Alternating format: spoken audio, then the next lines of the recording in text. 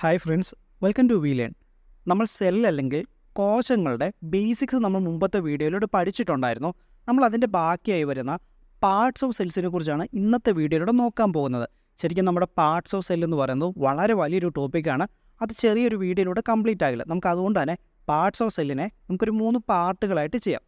നമ്മളിപ്പോൾ ഒരു കോശം പരിശോധിക്കുകയാണെങ്കിൽ നമുക്കതിനുള്ളിൽ അനേകം ഭാഗങ്ങൾ കാണുവാനായിട്ട് സാധിക്കും. ഉദാഹരണത്തിന് നമ്മളൊരു മനുഷ്യ ശരീരം എടുക്കുക. മനുഷ്യ ശരീരത്തിൽ നമുക്ക് വിവിധ അവയവം, നമ്മുടെ കൈ, കാല്, കണ്ണ്, അങ്ങനെ നമുക്ക് വിവിധ അവയവങ്ങൾ കാണുവാൻ സാധിക്കുന്നത് പോലെ തന്നെ നമ്മളൊരു കോശം പരിശോധിച്ചു കഴിഞ്ഞാൽ അതിനുള്ളിലും നമുക്ക് അനേകം കമ്പാർട്ട്മെൻറ്റുകൾ കാണുവാനായിട്ട് സാധിക്കും. ഇങ്ങനെ വിവിധ കമ്പാർട്ട്മെൻറ്റുകൾ കൂടിച്ചേരുന്നിടത്താണ് ഒരു കോശം അല്ലെങ്കിൽ ഒരു സെല്ല് രൂപപ്പെടുന്നത്. അങ്ങനെ നമ്മുടെ ഓരോ സെല്ലിലുമുള്ള ഇങ്ങനെയുള്ള കമ്പാർട്ട്മെൻറ്റുകളെയാണ് നമ്മൾ സെൽ ഓർഗനൽസ് എന്ന് വിളിക്കാറുള്ളത്. ബേസിക്കലി ഒരു സെല്ലിന് ജീവിക്കാൻ സാധിക്കുന്നതും അതുപോലെ തന്നെ അതിൻ്റെ വിവിധ ഫങ്ഷൻസ് പെർഫോം ചെയ്യാൻ സാധിക്കുന്നതും ഈ സെൽ ഓർഗനൽസിൻ്റെ സഹായത്തോടു കൂടിയാണ്. അങ്ങനെയുള്ള ഈ സെൽ ഓർഗനൽസ് എല്ലാം ചേർന്ന് രൂപം കൊള്ളുന്ന ബേസിക് യൂണിറ്റുകളെയാണ് നമ്മൾ കോശങ്ങൾ അല്ലെങ്കിൽ സെല്ലുകളെന്ന് വിളിക്കാറുള്ളത്. നമ്മൾ കോശത്തിൻ്റെ വിവിധ പാർട്ടുകൾ പഠിക്കുന്ന സമയം നമുക്കതിനെ 4 ചെറിയ ചെറിയ കമ്പോണൻസ് ആയിട്ട് ഡിവൈഡ് ചെയ്യാം. ഒന്നാമതായി ന്യൂക്ലിയസ്. കോശത്തിൻ്റെ കേന്ദ്രഭാഗത്തെയാണ് ന്യൂക്ലിയസ് എന്ന് വിളിക്കുന്നതെന്ന് തൽക്കാലം നിങ്ങൾ മനസ്സിലാക്കിയിരിക്കുക. രണ്ടാമതായി ഔട്ടർ കവറിങ്. തൽക്കാലം കോശത്തിന് പുറമെയുള്ള ആവരണത്തെയാണ് നമ്മൾ ഔട്ടർ കവറിങ് എന്ന് വിളിക്കുന്നതെന്ന് തൽക്കാലം ഓർത്തിരിക്കുക. മൂന്നാമതായി പ്രോട്ടോപ്ലാസം. ഒരു കോശത്തിനുള്ളിൽ കാണുന്ന ദ്രാവകത്തെയാണ് നമ്മൾ പ്രോട്ടോപ്ലാസം എന്ന് വിളിക്കുന്നത്. അതുപോലെ കോശത്തിലെ ലിവിങ് മെറ്റീരിയലുമാണ് പ്രോട്ടോപ്ലാസം എന്ന് ഓർത്തിരിക്കുക. നിങ്ങൾക്കൊരു ചോദ്യം വരുവാണ്, നമ്മൾ ഒരു കോശത്തിനുള്ള ലീവിങ് മെറ്റീരിയൽ എന്നറിയപ്പെടുന്നത് എന്തെന്ന് ചോദിക്കുന്ന സമയം അതിൻ്റെ ഉത്തരം എന്ന് പറയുന്നത് പ്രോട്ടോപ്ലാസമാണ്. ഇനി നാലാമതായിട്ടുള്ള നമ്മുടെ കമ്പോണൻ്റ് എന്ന് പറയുന്നത് സെൽ ഓർഗനൽസ് ആണ്. നമ്മൾ കമ്പോണൻസിൽ ഒന്നാമത് പറഞ്ഞ ന്യൂക്ലിയസിനെ കുറിച്ചാണ് ആദ്യം നോക്കുവാൻ പോകുന്നത്. നമ്മുടെ കോശത്തിനുള്ളിൽ നടക്കുന്ന എല്ലാ മെറ്റാബോളിക് ആക്ടിവിറ്റികളെ നിയന്ത്രിക്കുന്ന കൺട്രോൾ സെൻ്ററാണ് നമ്മുടെ ന്യൂക്ലിയസ്. അല്ലെങ്കിൽ നമുക്കതിനെ ന്യൂക്ലിയസിനെ ബ്രെയിൻ ഓഫ് എ സെൽ, കോശത്തിൻ്റെ തലച്ചോറ് എന്ന് വിളിക്കാം. ഇപ്പം നിങ്ങൾക്കിവിടെ വേറൊരു ചോദ്യം വരുവാണ്, കോശത്തിൻ്റെ തലച്ചോറ് എന്നറിയപ്പെടുന്ന ഭാഗം ഏതെന്ന് ചോദിക്കുമ്പോൾ അതിൻ്റെ ഉത്തരം എന്ന് പറയുന്നത് അതിൻ്റെ ന്യൂക്ലിയസ് ആണ്. 1831 റോബർട്ട് ബ്രൗൺ ആണ് കോശത്തിൻ്റെ ന്യൂക്ലിയസ് കണ്ടുപിടിക്കുന്നത്. അപ്പോൾ ഈ ഒരു ചോദ്യവും ചോദിക്കുന്നതാണ്, ആരാണ് കോശത്തിൻ്റെ ന്യൂക്ലിയസ് കണ്ടുപിടിക്കുന്നതെന്ന്. 1831 റോബർട്ട് ബ്രൗൺ ആണ് കോശത്തിൻ്റെ ന്യൂക്ലിയസ് കണ്ടുപിടിക്കുന്നത്. ഇങ്ങനെയുള്ള നമ്മുടെ ന്യൂക്ലിയസിനെ ബാഹ്യമായ കാര്യങ്ങളിൽ നിന്നും സംരക്ഷണം നൽകിക്കൊണ്ടു പോകുന്ന ഒരു ഡബിൾ മെംബ്രെയിന് നമുക്ക് കാണുവാനായിട്ട് സാധിക്കും. അതിനൊരു ഇന്നർ മെംബ്രെയിനുമുണ്ട്, അതുപോലെ തന്നെ ഒരു ഔട്ടർ മെംബ്രെയിനുമുണ്ട്. കൂടാതെ ഒരു കോശത്തിലെ ജനറ്റിക് ഇൻഫോർമേഷൻസ് എല്ലാം കാണപ്പെടുന്നതും നമ്മുടെ ന്യൂക്ലിയസിനുള്ളിലാണ്.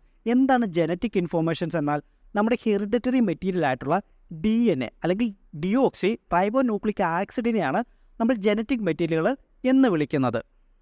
ഇനി എന്താണ് ഒരു ന്യൂക്ലിയർ മെംബ്രെയിൻ എന്നാൽ നമ്മൾ നേരത്തെ തന്നെ പറഞ്ഞായിരുന്നു, നമ്മുടെ ന്യൂക്ലിയസിനെ സംരക്ഷിച്ചുകൊണ്ട് ഒരു ആവരണം കാണപ്പെടുന്നുണ്ട് എന്നുള്ളത്. ഈ ആവരണത്തെയാണ് നമ്മൾ ന്യൂക്ലിയർ മെംബ്രെയിൻ, അതുപോലെ തന്നെ ന്യൂക്ലിയർ എൻവലോപ്പ് എന്നും വിളിക്കാറുള്ളത്. അപ്പോൾ നിങ്ങളുടെ അടുത്തൊരു ചോദ്യം ചോദിക്കുകയാണ്, എന്താണ് ന്യൂക്ലിയർ എൻവലോപ്പ് എന്ന് ചോദിച്ചു കഴിഞ്ഞാൽ അത് ന്യൂക്ലിയർ മെംബ്രെയിൻ തന്നെയാണ്. ന്യൂക്ലിയർ മെംബ്രെയിൻ അറിയപ്പെടുന്ന മറ്റൊരു പേരാണ് ന്യൂക്ലിയർ എൻവലോപ്പ് എന്നുള്ളതും. ഞാൻ നേരത്തെ പറഞ്ഞതുപോലെ ഇതൊരു ബൈലെയർഡ് മെംബ്രെയിൻ ആണ്. ഒരു ഔട്ടർ ലെയറുമുണ്ട്, അതുപോലെ തന്നെ ഇതിനൊരു ഇന്നർ ലെയറും കാണപ്പെടുന്നുണ്ട്. അങ്ങനെയുള്ള നമ്മുടെ ന്യൂക്ലിയർ മെംബ്രെയിനിൽ നമുക്ക് ചെറിയ ചെറിയ പോസുകൾ കാണാനായിട്ട് സാധിക്കും. എന്താണ് പോസ് എന്നാൽ? പോസ് മീൻസ് ചെറിയ ചെറിയ സുഷിരങ്ങൾ.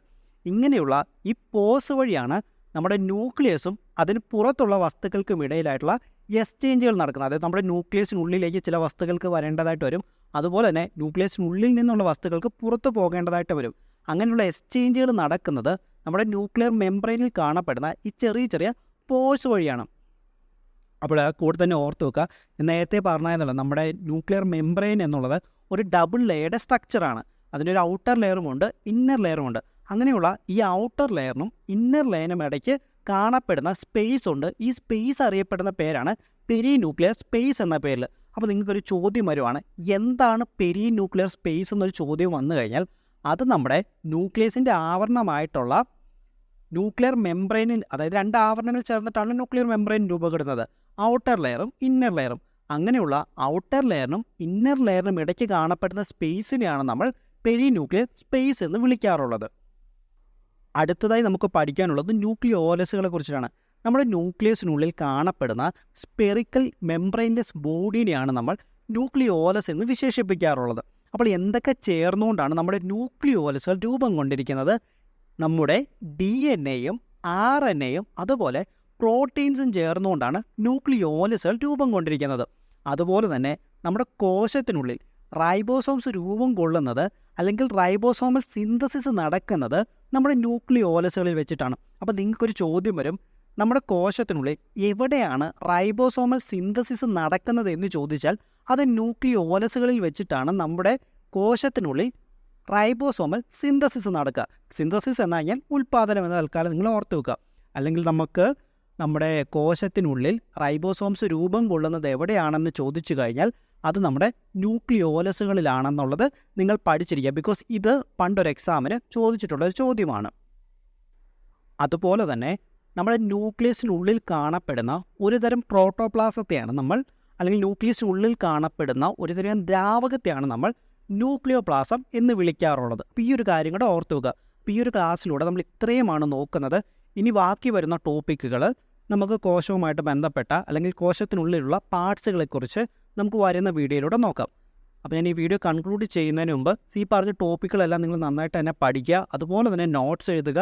ഇത് നിങ്ങൾക്ക് വളരെ ഹെൽപ്ഫുള്ളായിരിക്കും. ബിക്കോസ് ഇതിനെയൊക്കെ അടിസ്ഥാനമാക്കി അനേകം ചോദ്യങ്ങൾ നിങ്ങൾക്ക് വരുന്ന എക്സാംസുകളിൽ വരും. അത് വരുകയും ചെയ്യും. അതുപോലെ തന്നെ ചോദിച്ചിട്ടുള്ള ചോദ്യങ്ങളുമൊക്കെ തന്നെയാണ്. അപ്പോൾ ഞാൻ ഈ വീഡിയോ കൺക്ലൂഡ് ചെയ്യുന്നതിന് മുമ്പ് നമ്മുടേത് വളരെ ചെറിയൊരു ചാനലാണ്. നിങ്ങളുടെയൊക്കെ സപ്പോർട്ട് ഉണ്ടെങ്കിൽ മാത്രമേ നമുക്ക് മുന്നോട്ട് പോകാനായിട്ട് സാധിക്കുകയുള്ളൂ. അതുപോലെ തന്നെ നിങ്ങൾക്ക് വീഡിയോയിൽ എന്തെങ്കിലും മാറ്റം വരുത്തണമെന്നുണ്ടെങ്കിൽ അത് നിങ്ങൾ ഡെഫിനറ്റ്ലി എൻ്റെ അടുത്ത് പറയുക കേട്ടോ. നിങ്ങൾ വീഡിയോയിലേക്ക് താഴെ കമൻറ്റ് ചെയ്യുക. അതുപോലെ തന്നെ ഇപ്പം നമുക്ക് എന്തെങ്കിലും അഡീഷണൽ ആയിട്ടുള്ള ഇൻഫോർമേഷൻസ് കൂട്ടിച്ചേർക്കണമെങ്കിലോ അങ്ങനെയുള്ള കാര്യങ്ങൾ നിങ്ങൾക്കുണ്ടെങ്കിൽ നിങ്ങളത് എൻ്റെ അടുത്ത് പറയുക കേട്ടോ. നമുക്ക് അതിനനുസരിച്ചിട്ടുള്ള മാറ്റങ്ങൾ വരുന്ന വീഡിയോകളിൽ തീർച്ചയായിട്ടും വരുത്താം. Okay, thank you.